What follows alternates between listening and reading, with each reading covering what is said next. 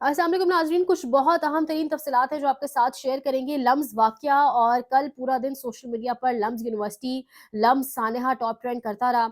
लम्ज़ में जो नारे लगाए गए, ये नारे हम कबायली इलाकों में सुनते थे। आज दिन चढ़ते एक और नारों का मामला सामने आ चुका है।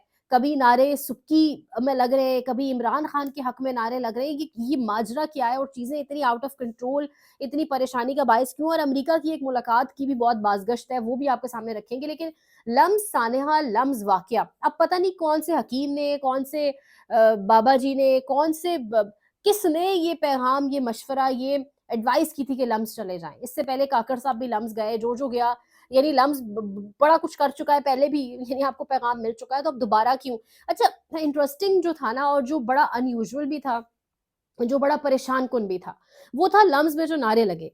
ये जो नारे लम्ज़ में लगे, ये बहुत सेपरेटिस्ट जो मूवमेंट्स होती हैं, जो अलहदगी पसंद मूवमेंट्स चलती हैं, तहरीकें चलती हैं, मंजूर पश्तीन ये नारे लगाता रहा है। हम कहते थे ये मुल्क से अलग होना चाहते हैं, मतलब क्या कुछ हमें नहीं पढ़ाया सिखाया गया। ये नारे हम केपी के कबायली इलाकों में, बलूचिस्तान के इलाकों में सुनते थे, जहाँ से सामने रिकॉर्ड पर भी नहीं आते थे, लेकिन सुनते थे कि वहाँ पे ऐसे नारे लगते हैं, जो कल लम्ज़ में डीजीआईएसपीआर की आमद के मौका के ऊपर लगे। अब लम्ज़ वाक़ये के अंदर मैं यहाँ पर आपको एक अगर चीज़ बताऊँ, तो परेशानी सिर्फ लम्ज़ नहीं है।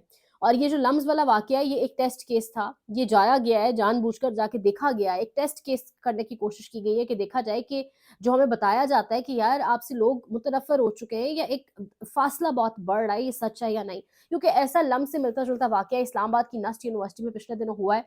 हाँ, वहाँ पर कोई पहुँचा नहीं है, वहाँ पर कोई गुफ्तगू नहीं हुई, डीजीआईएसपीआर साहब पहुँचे नहीं हैं, लेकिन एक फ़ॉर्म बाकायदा तौर पे फिल करवाया गया बच्चों से, जिसमें एस्टेब्लिशमेंट का मुल्क के अंदर क्या किरदार है, मिलिट्री का मुल्क के अंदर क्या किरदार है, इस किस्म का एक फॉर्म मैंने खुद नस्ट के कुछ बच्चों के ज़रिए मेरे तक पहुँचा और मैंने देखा। तो ये हर जगह टेस्ट केस किया जा रहा है। हर जगह गेज करने की, नब्ज़ चेक करने की कोशिश की जा रही है कि वाक़ईतन जो हमें कहा जाता है कि आपसे लोग दूर हो चुके हैं, वो है? क्या लोग हमारे बारे में सोच रहे हैं? ग्राउंड रियलिटी क्या है? अपने तरीके से उसको जज करने की, अपने तरीके से उसको जाँच-पड़ताल करने की पूरी कोशिश की जा रही है, और ये उसी की तसलसल है, जो लम्ज़ वाला वाक़या भी हुआ है, जो लम्ज़ में जाया गया है। लम्स के वाक़ये के बाद ट्विटर के ऊपर जो हकूमती सहाफ़ी, तो उन्हें नहीं कहा जा सकता, लिबादा उन्होंने सहाफ़ियों वाला ओढ़ा, पर वो तर्जुमान हैं, डाकिये हैं।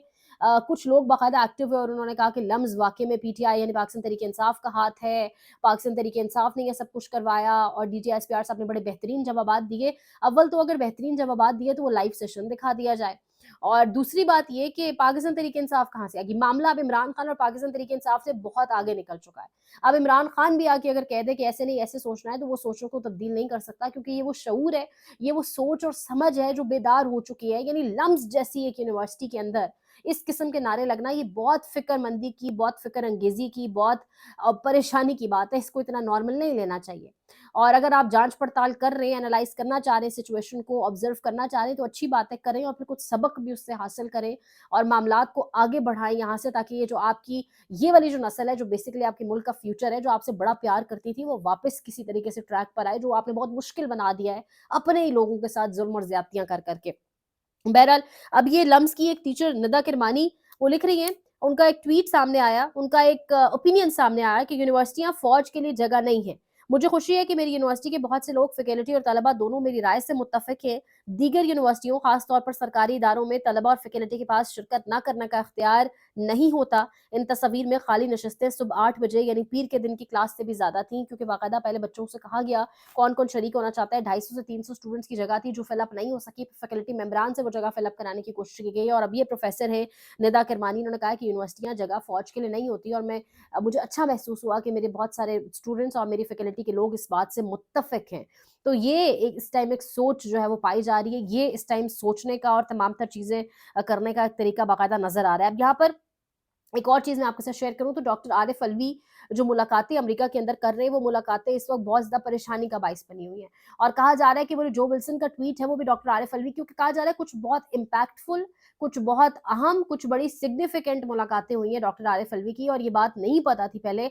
अगर पता होती तो जैसे बहुत सारे और लोगों को बाहर जाने से रोक लिया गया है, वैसे डॉक्टर आरिफ अलवी को भी बाहर ना जाने दिया जाता, लेकिन अब वो चले गए हैं, वहाँ मुलाकातें हो रही हैं, और वो मुलाकातें बहुत परेशानी का बाइस पाकिस्तान के अंदर, इस्लामाबाद, रावलपिंडी के अंदर बनी हुई हैं। अब यहाँ पे पतन आपको पता होगा, पतन की एक रिपोर्ट आई और बताया गया कि किस तरीके से उस रिपोर्ट में तमाम तर चीज़ें सामने रखी गई, किस तरीके से उस रिपोर्ट के मुताबिक कितनी धांधली की गई, किस लेवल के ऊपर धांधली की गई, और फिर साथ-साथ जब उसके ऊपर पर्दा हटाने की और जब उसके ऊपर तबसरा करने की काशिफ अब्बासी साहब ने एक कोशिश की, तो किस तरीके से उनको भी ऑफ एयर कर दिया गया, हम सब जानते हैं। अब इंतखाबात का ऑडिट करने वाली तंजीम पतन का इस्लामाबाद में कायम दफ्तर वजारत दाखिला के हुक्म पर सील हो चुका है। मीडिया रिपोर्ट्स, पतन ने चंद रोज पहले 2024 के इलेक्शन में हेरा फेरी, धांधली के 64 नए जराये के इस्तेमाल पर एक मुफस्सिल रिपोर्ट शाये की थी, और अब इसका दफ्तर सील कर दिया गया है। तो जो भी आवाज उठाएगा, जो भी बात करेगा हक की, जो भी इन्वेस्टिगेटिव रिपोर्टिंग करेगा, जो भी सामने कोई कहानी लेकर आएगा, स्टोरी लेकर आएगा, वावी बात करेगा, वावी मैंडेट की बात करेगा, उसको या सड़कों पर घसीटा जाएगा, या उस दफ्तर को सील कर दिया जाएगा, या ये वाली तमाम तर सख्तियां बर्दाश्त करनी पड़ेंगी। अब यहाँ पर मैंने जो आपके साथ शेयर करना है, आज हाई कोर्ट बार्स और इस्लामाबाद हाई कोर्ट बार्स के अंदर भी बाकायदा इलेक्शन हो रहे हैं, लाहौर हाई कोर्ट बार के भी। उन इलेक्शंस में आज बाकायदा एक नारा लगा है। 8 फरवरी से पहले और 8 फरवरी को एक नारा लगा, बहुत धूम से लगा, और वाक़तन लोग उस नारे पर पूरे भी उतरे, ज़ुल्म का बदला वोट से।